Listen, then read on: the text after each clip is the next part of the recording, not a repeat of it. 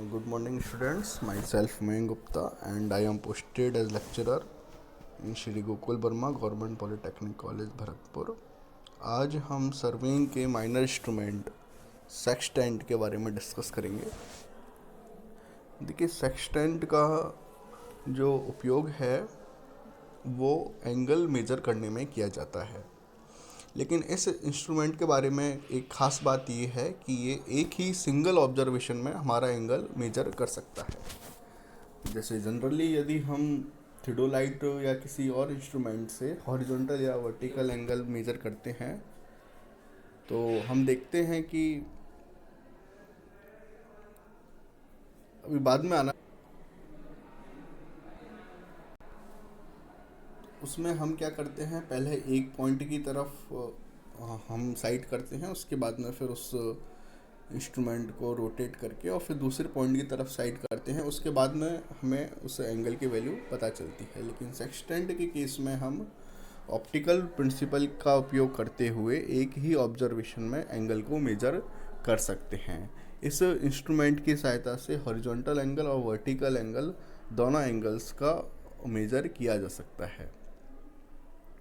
देखिए, इस इंस्ट्रूमेंट में बेसिकली होता क्या है, मैं आपको पहले इंस्ट्रूमेंट का एक बार डायग्राम दिखाता हूँ। ये हमारा एक नॉटिकल सेक्सटेंट इंस्ट्रूमेंट है। इसमें हम देख सकते हैं कि यहाँ पर इसमें दो मिरर लगे हुए हैं। एक पहला मिरर यहाँ पर है और एक दूसरा मिरर यहाँ पर है। इस वाले मिरर को हम इंडेक्स ग्लास कहते हैं और एक जो ये दूसरा है ये फिक्स्ड ग्लास कहलाता है।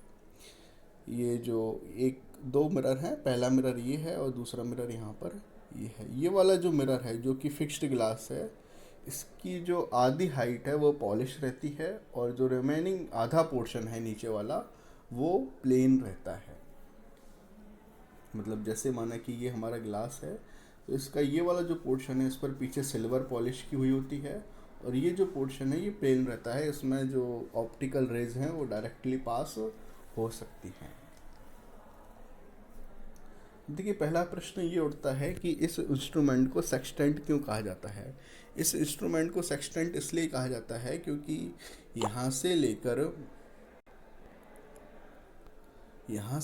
यहाँ तक जो टोटल इसका एंगल होता है वो सर्किल का 1/6 होता है, इसलिए इसको सेक्सटेंट कहा जाता है। 1/6 तो सर्किल का जो टोटल एंगल होता है वो 360 डिग्री का होता है, तो उसका 1/6 हो जाता है 60 डिग्री।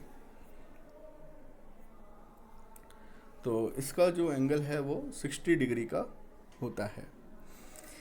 यहाँ पर आप देखोगे कि यहाँ पर जो ऑब्जर्वेशन बने हुए हैं ये 120 तक बने हुए हैं। तो ऐसा क्यों है वो मैं आपको अभी बताता हूँ।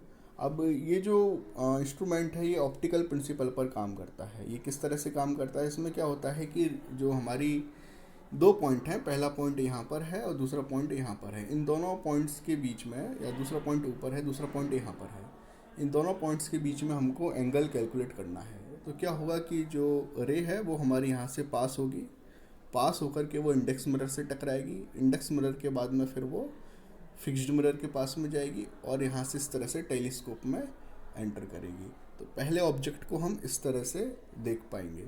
जो दूसरा वाला ऑब्जेक्ट है वो डायरेक्टली प्लेन मिरर में से पास में होता हुआ हमारे टेलीस्कोप की तरफ चला जाएगा। तो इस तरह से दोनों ऑब्जेक्ट्स को हम एक ही साथ टेलीस्कोप में देख सकते हैं।